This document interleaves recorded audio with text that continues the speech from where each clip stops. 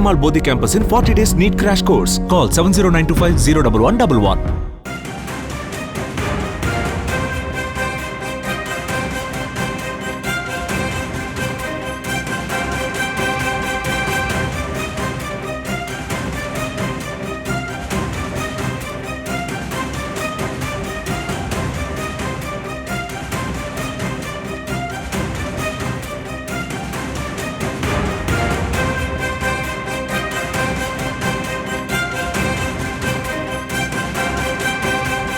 அண்மை செய்திகளை பார்த்து வருகிறோம்.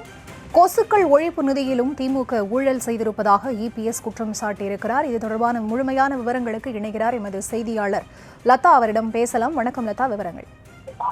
வணக்கம். திமுக அரசை கண்டித்து அதிமுக பொதுச் செயலாளர் எடப்பாடி பழனிசாமி கண்டன அறிக்கை ஒன்றை வெளியிட்டிருக்கிறார். அவர் வெளியிட்டிருக்கும் அறிக்கையில் திமுகவின் முதலமைச்சர் ஆட்சியில் கொசுக்களுக்கு கொண்டாட்டம், மக்களுக்கு திண்டாட்டம் என்று குறிப்பிட்டு அந்த கண்டன அறிக்கையை வெளியிட்டிருக்கிறார்.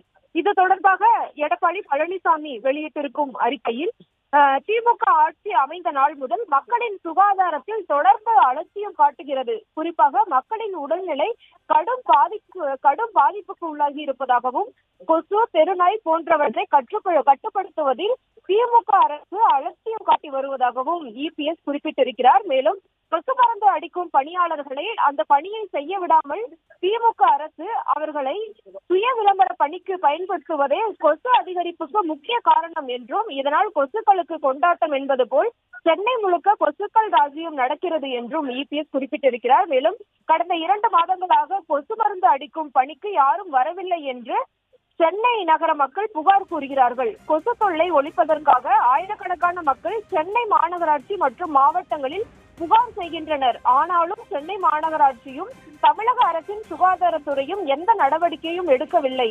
இதனால் மக்கள் படாத பாடு பட்டுக் கொண்டிருக்கிறார்கள் என்றும் அவர் கடுமையாக அரசை சாடியிருக்கிறார்.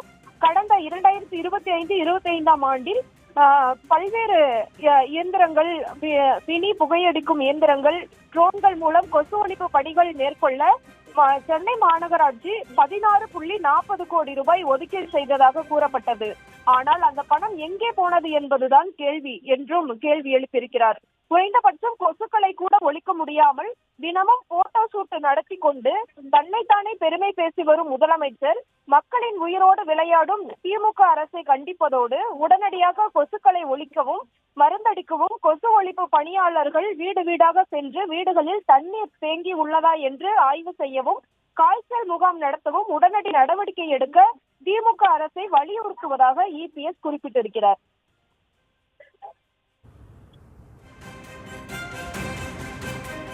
விவரங்களுக்கு நன்றி லதா.